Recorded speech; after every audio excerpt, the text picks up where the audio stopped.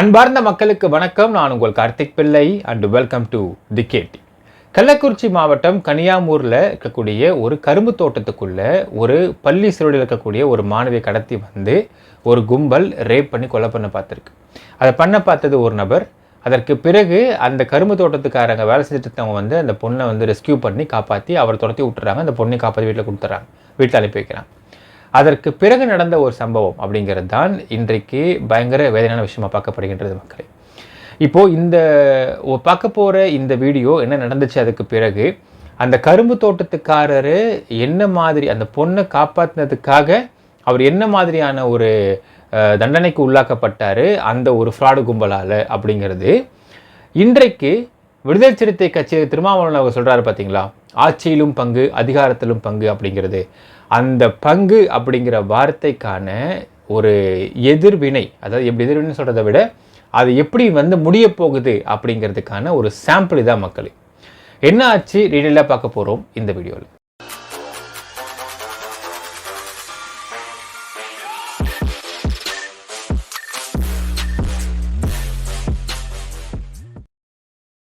கள்ளக்குறிச்சி மாவட்டம் கனியாமூரில் ஒரு கரும்பு தோட்டம். அந்த கரும்பு தோட்டத்தை ஓனர் யாருன்னு பார்த்தீங்கன்னா கண்ணன் என்கின்ற ரமேஷ். அவங்க அப்பா பேர் நல்லியப்பன். நேற்று என்ன ஆயிருக்கு, ஒரு அரௌண்ட் ஒரு ஈவினிங்கில் அந்த கரும்பு தோட்டத்தில் ஒரு குரல் கேட்டிருக்கு, ஒரு பெண்ணுடைய குரல்.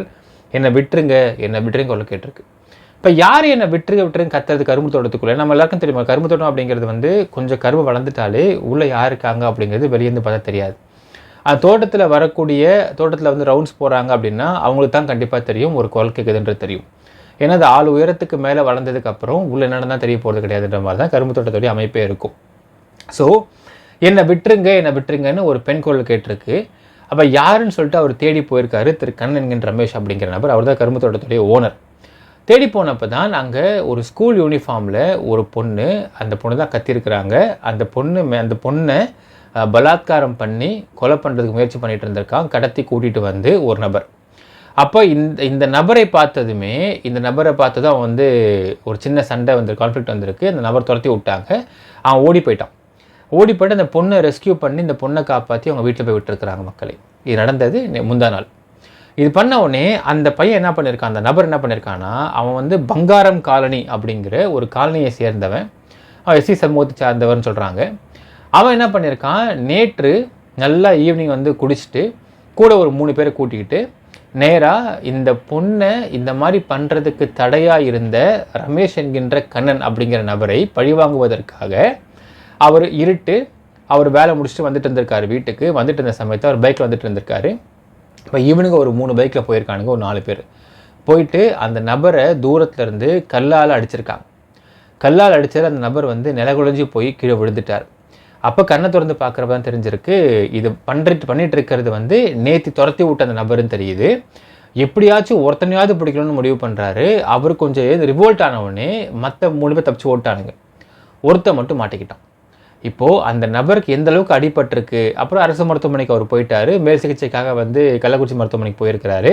அவர் எந்த அளவுக்கு அடிபட்டிருக்கு அப்படிங்கிறது நீங்கள் சைடில் பார்க்கலாம் மக்களே.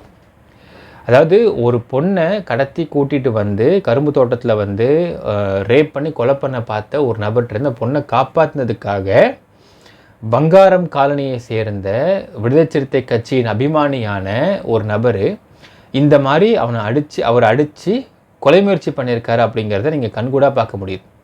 அதற்கு பிறகு அந்த ஒரு நபரை மட்டும் பிடிக்கிறாரு. பிடிச்ச அந்த நபரை வளைச்சி போடுறாரு. இவர் கத்துனே ஊர் மக்கள்லாம் கூடி வந்துடுறாங்க. வந்து அவனை பிடிச்சிடுறாங்க. பிடிச்சதுக்கு பிறகு சின்னசேலம் காவல் நிலையத்துக்கு இன்ஃபர்மேஷன் கொடுக்குறாங்க. போலீஸ் வராங்க. வந்து போலீஸ் இன்ட்ராகேட் பண்ணுறாங்க. அந்த வீடியோ நீங்கள் பார்த்துருங்க மக்களே. நைட்டு அதான் பொழுது போனதுக்கப்புறம் கூப்பிட்டு வந்திருக்கான்.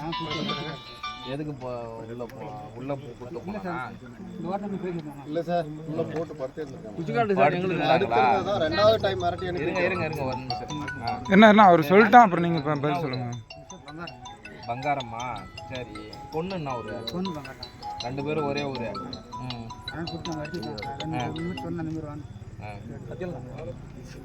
சரி, இப்போ சரி அதுக்கு வந்து நீங்கள் பதிலுக்கு வரீங்க. ஆமாம் சார், வந்து கேட்குறீங்க. சரி, ஏன் அடிச்சுன்னு இன்னைக்கு வந்து கேட்குறீங்க. போலீஸ்லாம் எதுக்கு இருக்குது? போலீஸ் எதுக்கு இருக்குது? சரி, ஓகே. அவன் வீட்டு காட்டில் நீ போய் ஒரு பொண்ணை கூட்டும் போயிட்டு ஏதோ பண்ணிக்கிட்டு இருந்து நாளைக்கு ஏதாவது ஒன்று கிடக்க ஒன்று பண்ணிட்டு அந்த பொண்ணை ஏதாவது பண்ணிட்டேன்னா யார் பதில் சொல்லுவாங்க? தப்பு தானே? அதையா நீ வந்து தப்புக்கு ஏன் ஆதரவா போற? சொல்லுப்பா.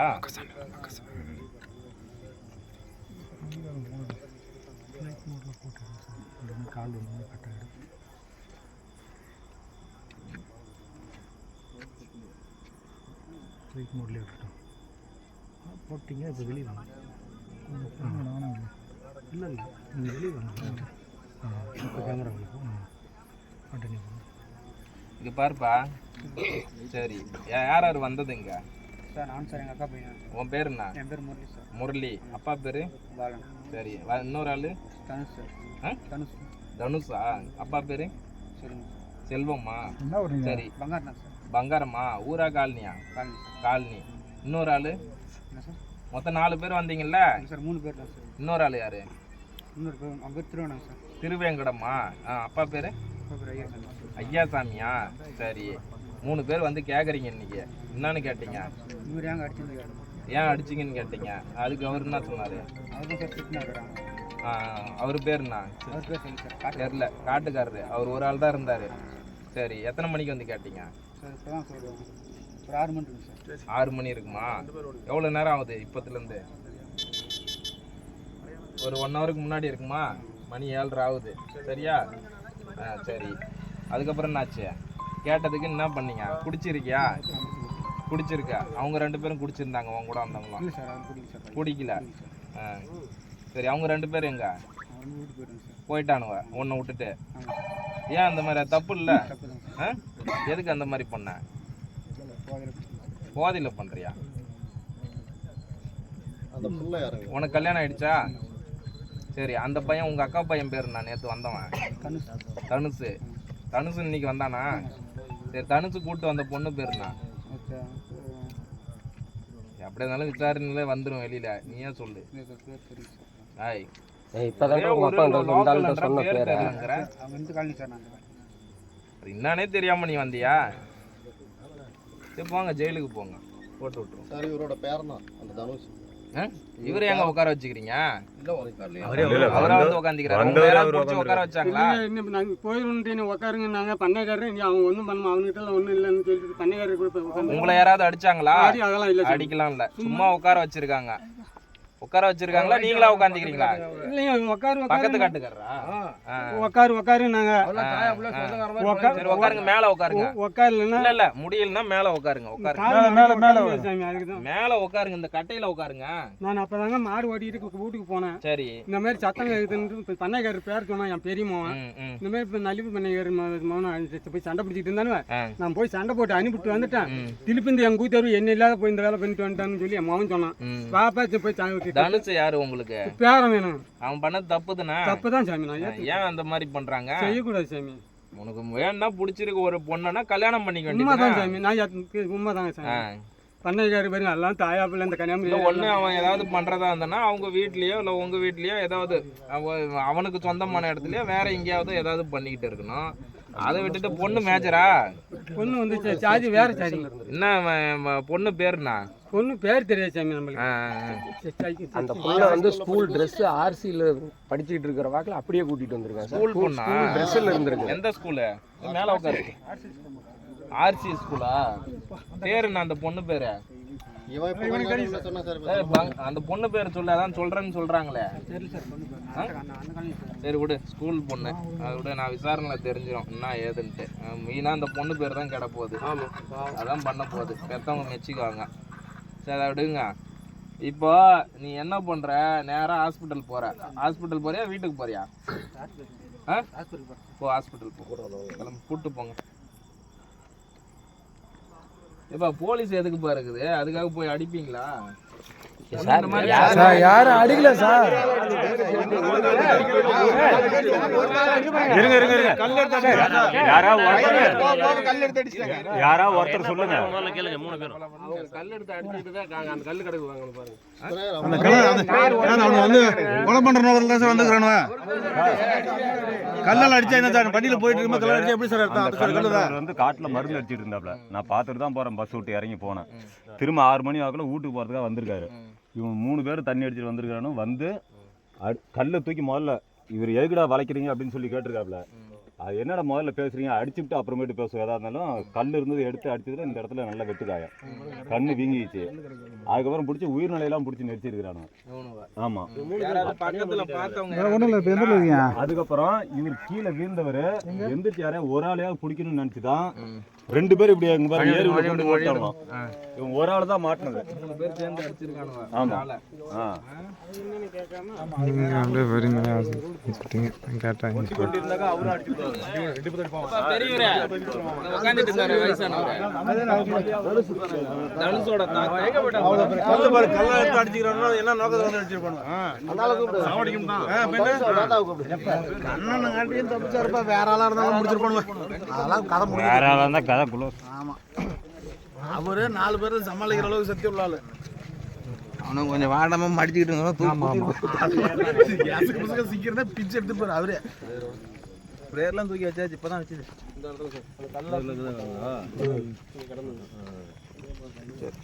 தள்ளுங்க, வழி விடுங்க, வழி விடுங்க. அவரு போட்டோ எடுக்க